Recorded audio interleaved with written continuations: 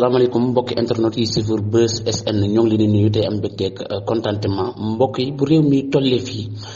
danañu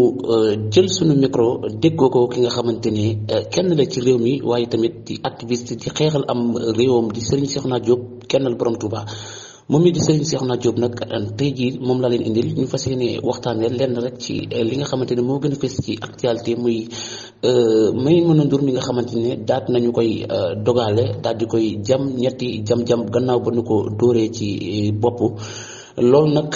lépp askan bi naqarlu ko li ñu naqarlu nag du ci ko sax ay politique ak affaire yooyu waaye li ñu naqarlu moo di réew mi ñàkk kaaraange gi nga xamante ne mi ngi fi jamono jile ba nit war a génn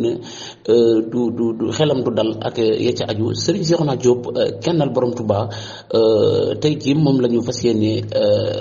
dégganteel ngir rek mu daal di dikk ci ngirum ñàkk sécurité bi nga xamante ne nemmeeku nañu ko ci réew mi le waa noo ngi leen di nuyu te di leen ziyaare yéen waa Buzz SN di ziyaare képp koo xam ne yaa ngi dégg sunu kàddu di ñaanal Cheikh Mouhamadul Mountakha mu yàgg fi loo tànn ko wér waaw ñun moom duñ def lenn lu dul lu ñaawlu bu baax a baax ñàkk sécurité nga xamante ne si moo am ci réew mi ndax xëy na sax lii dafa gën a fes tey waaye man yàggut dara toog naa ñu yónnee ma vidéo yoo xam ne damaa gis ñuy agressé ay nit bëccëg waxuma la guddi waxuma la mais bëccëg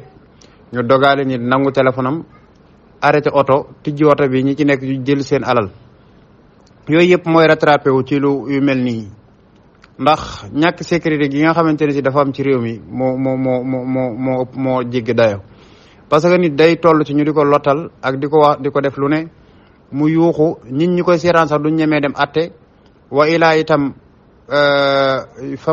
buñ wooye yoon balaa yoon a ñëw mu xaw a jël temps tuuti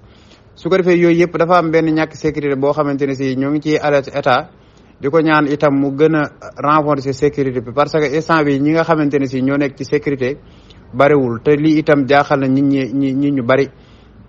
loo xamante ne si tey bu dul ndaw ñi boo déggu ñu ne ña ngay rey nañ benn xale wala sàcc nañ fee benn xale ngay dégg ñu ne rey nañ diw wa ilaa agressé nañ diw yooyu yëpp itam ñi ngi ñaan état mu jël ci ay métuwaayam sëkk ñu ngi dégg itam ñu bari di réclamer liberté de la presse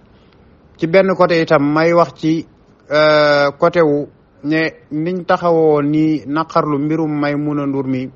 saa buñ laalee bépp presse noonu la war a demee waaye nag dadul neex nga gis tey ñu jël ay télé tëj leen jàpp ay journaliste dóor leen yooyu yëpp duñ ci wax buñ demee tey ba mu demee nii itam ñu génn ba mu bëgg a mel ne benn journaliste rek moo fi nekk wala yooyu yëpp itam ñi ngi ñaan état mu jël ci ay matuwaayam ba képp koo xamante ne si maanaam du raay réew mi moo ko may mu di journaliste ñu mën ko yaatal goo xamante ne si mën naa taxaw fa muy taxaw jël microom def la muy def lépp ànd ak sécurité mën naa taxaw jël ay xibaaram jël ay kiyam yëpp mu ànd ak sécurité ni ñu koy defee suñu mbokk nasaraan si ay saa da ngay gis ñuy protéger ab nasaraan ba noppi man koo may lu yaatu ci mu mën a jël ay xibaar mën a tasaare ni mu ko bëgg a tasaaree waaye ki nga xam ne day doomi réew mi juddoo ci réew mi màggee ci réew mi doo ko mën a amee noonu kon noo ngi koy réclamer te di ko ñaawlu bu baax a baax di ñaan itam lii nii yàlla bu mu amati te yàlla na fi yem Maimouna nag sunu xarita noo ngi koy ñaanal wér ak mucc yàlla na ko yàlla yëkkati fee mu tëdd ci barkeb Seexul Xadim jërë ngeen